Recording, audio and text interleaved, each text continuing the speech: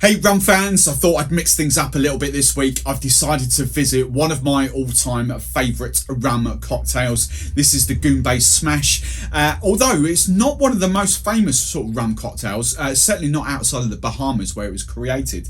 And I definitely wouldn't call it a tiki cocktail, but it does really kind of fit in nicely in the whole kind of tropical rum cocktail niche. And my question to you before we go any further, I want to know what your favourite fun or tropical rum cocktail is. I don't kind of mean tiki, and I don't kind of mean mojitos or daiquiris or anything like that. I'm talking fun juices, fun liqueurs. What have you got? What's your favourite when it comes to that in sort of rum cocktails? Let me know in the comments below. Now, I'll be honest, I can't really remember the first time I ever had one of these. Part of me kind of pinpoints it to 2008, 2010, roughly around there. I think it was in a bar called Mahiki, which is in London, kind of Mayfair way, but kind of big rum tropical bar. But I really couldn't tell you. Also, I really remember is having one of them that night, and it was kind of a big night out. But I remember having one of them and then trying to remember what it was the next day and trying to search for it in all of my cocktail books, but I couldn't find it anywhere.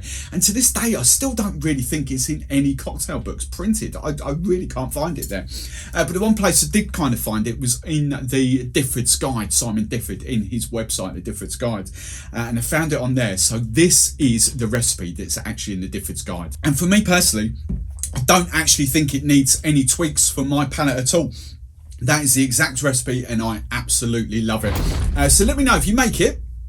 Tag me on Instagram as always, or I'll come into our Discord community and upload a photo in there, but let me know what you think of it. Right, let's dive into the recipe. So the ingredients we're going to need to make the Goombay Smash, it kind of calls for a Jamaican rum. I've made this cocktail quite a few times. I love the kind of extra funkiness from the 12-year-old Appleton. I think that suits it a treat.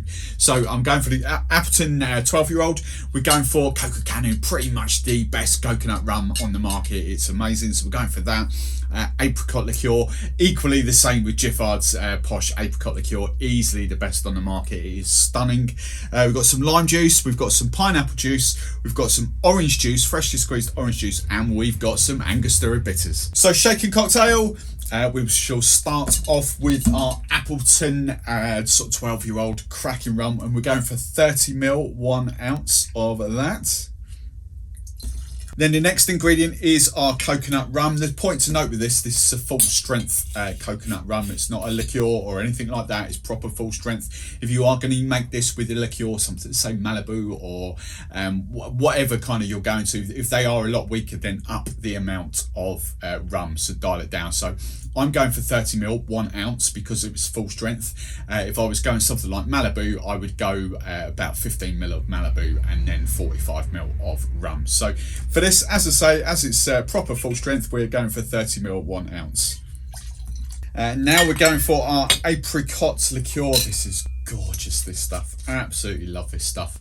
And we're going for 15ml, half an ounce of that.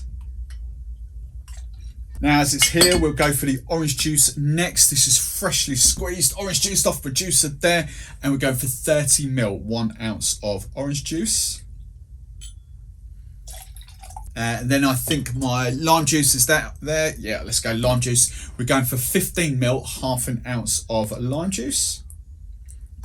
And then the pineapple juice, make sure it's pressed, 100% pressed. Don't get stuff and concentrate. Pressed just tastes better. And we're going for 45ml, 1.5 ounces of pressed pineapple juice. And this already starts to smell amazing. It did do when the apricot went in there. Apricot and coconut, oh, so good.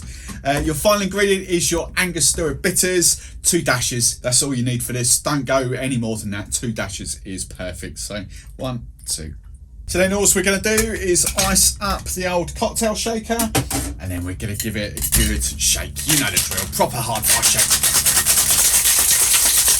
Right, and then when that's done, to serve this up, now I always see this, in every photo I see of it, always gets served up in like a sling glass, but you know, I don't like it. It looks a bit funny for photos. So what I'm actually going to do is a tiki glass. It doesn't make any difference really, whatever you fancy. I'm just going to single strain this. Then I'm just going to top this up with crushed ice. Plenty of crushed ice. And then garnish for this, I'm going for 3 ways for this. I've got mint sprigs going on in there. I've got a pineapple, because why not? Let's go all out for this one. Pineapple and then a pineapple frond. There we go. And that is amazing. I really do love that. As I say, it's been one of my all-time favourites for years. Definitely not, I wouldn't call it tiki. I would call it more kind of tropical, but it's fun, it's fruity, the coconut comes through. You get a hell of a bang from the kind of the 12-year-old Appleton and Jamaican funk in there. We get the pineapple, as I say, we get the pineapple, the coconut, the apricot, they all come through. It is proper delicious. So let me know how you get on with that. And then coming right up there in the next video, I'm going to be attacking the rum runner.